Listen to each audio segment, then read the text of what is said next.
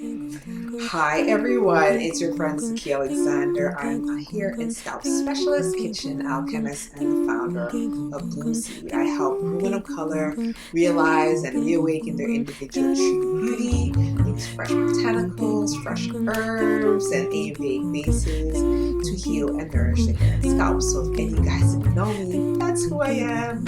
I am super excited. Thank you so much for tuning in. Today's topic is hair shedding, but let me just roll it back. I know it's been a while since I've been on YouTube. You know, life happens, but I'm here and I'm super excited. I'm most often on Instagram, so you can definitely find me there. I'm sharing tips and tricks and how to maintain your hair and scalp. So definitely follow me on that channel. So let's just get right into it. Let's talk about hair shedding. So let's get right into our discussion. So I'll start by saying that hair shedding is a natural process. We all experience hair shedding. We generally lose 50 to 100 hairs daily. Some people, lose less, but this is a general ballpark. Just to sort of break down the cycle of hair shedding, I want to explain this. Hair shedding happens in 3 phases. The first phase is the anagen phase, and that is the growing phase, generally lasting roughly about 2 to 7 years. Some people it's longer. And then it goes through the catagen phase, and that's where hair stops growing at that point, and that lasts roughly about 2 to 3 weeks. After that, it goes through a telogen phase, and this phase runs basically 1 to 4 months. And in this phase, the hair basically starts shedding at the end of this phase. So it goes through sort of like a resting period, and then it sheds right at the end of this phase. So that's our normal cycle. Now, a lot of people believe that, if they use protein treatments or they use conditioning treatments, that they can easily fix this.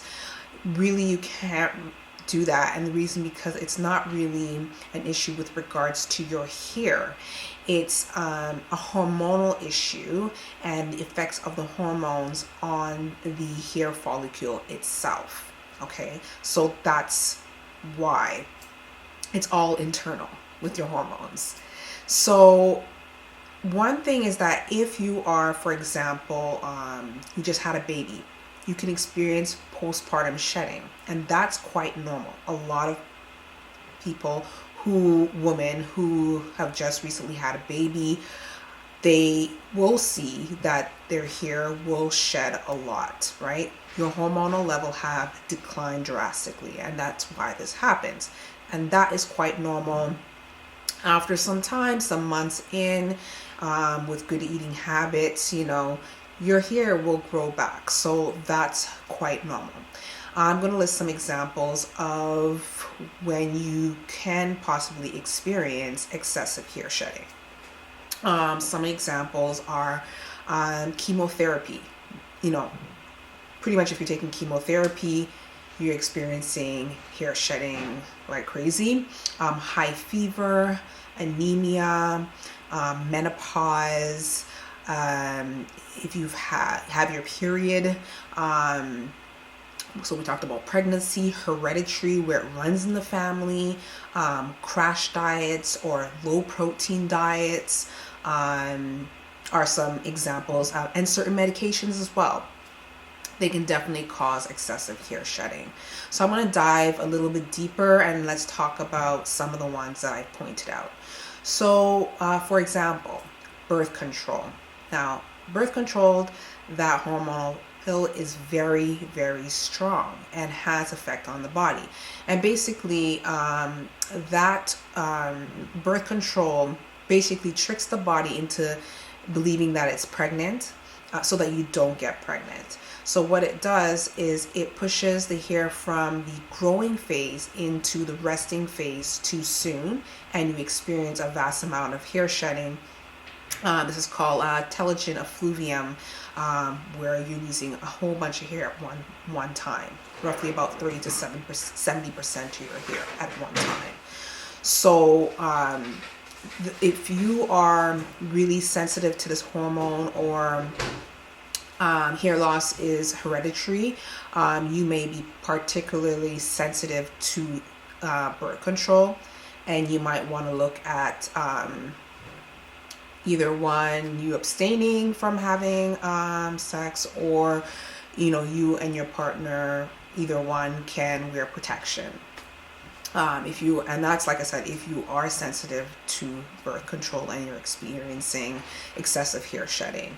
The next one is menstrual. Now, when the estrogen levels, and that's a hormone in your woman's body, when the estrogen levels decline, your iron also declines as well. And so you may notice that you shed a lot during the time of your month, right? Especially those who experience heavy bleeding, they may notice that their hair is thinning and falling out. That's what happens. So if you are menstruating, you want to ensure that you are eating well. So dark and leafy greens, full with iron. Red clover is a wonderful herb that you can take. It has a similar compound to estrogen. Make sure you get your B vitamins in there, your D vitamins in there. Some examples of B vitamins, if we look herbal, are things like burdock root, yellow dock, alfalfa, nettle is another one. So there's a lot of herbs that you can take. You can make a tea and drink this, right, daily, a few cups a day. So that's another example. Let's talk about menopause. So, for example, with menopause, when the estrogen levels and the progesterone levels decrease, hair grows a lot slower and becomes much finer. And what this does, when that decreases, it triggers a hormone called androgens, a group of male hormones, and these basically shrink the hair follicles and cause hair loss. So again, if you are menopausal and you're in that time of your life, you definitely want to again have a well balanced eating lifestyle, same as just previously talking about when you're menstruating. So dark and leafy greens, iron, things like flax seed and hemp seeds and chia seeds. You can easily add this to a protein shake first thing in the morning. What's really good for this as well is things like sweet potato and tomatoes. These are really, really good things to include in your healthy lifestyle, but you definitely want to have your dark and leafy greens. So let's talk about pregnancy. Pregnancy is no joke, and a lot of women experience telogen effluvium, which is stress-related hair loss. It's a lot of pressure on the body, a lot of stress on the body. Hormones are up and down, and so it's simply that. Now, if you are pregnant, again, you want to make sure that you're eating right, that you're having a balanced eating lifestyle. Make sure that you're getting in your omega-3s. That's really important. Dark and leafy greens, and that you are getting your vitamins in there as well. I know it's hard when you're pregnant. You want to eat all sorts of weird things. But you know what? You try your best to eat as well as possible. Moving along, let's talk about crash diets. Now, with crash diets, if you are, for instance, decreasing your calorie intake, you're also then decreasing the nutrient intake that your body would normally get. And so again, your hair goes into the telogen effluvium state where you are experiencing excessive amount of hair shedding. So it's simply that you want to ensure that you're not doing any sort of crazy crash diets, as well as low protein diets. Remember, your hair is made up of protein itself, and so if you are not getting enough protein in your healthy eating, whether you are for instance, a vegetarian or a vegan, I mean, you can get your protein from dark and leafy greens, right? So you just want to ensure that you're getting that. You're getting enough of everything. So that is just to be very mindful. If you're deciding to, change your eating lifestyle, it has to be in balance and ensure that, you're getting your proteins with low protein diets. You want to get your protein in. Then there's chemotherapy.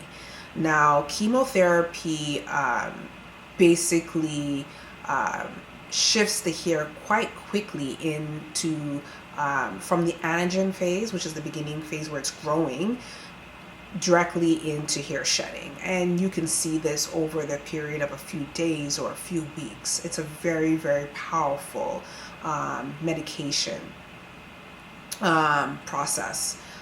So you're going to have to wait until you're finished chemotherapy, and when you're done, you just ensure that balanced lifestyle, eating properly, getting in your nutrition is very, very vital. Another one is anemia, which is an iron deficiency, and the iron is if you're deficient in iron, again, you will experience a massive amount of hair loss.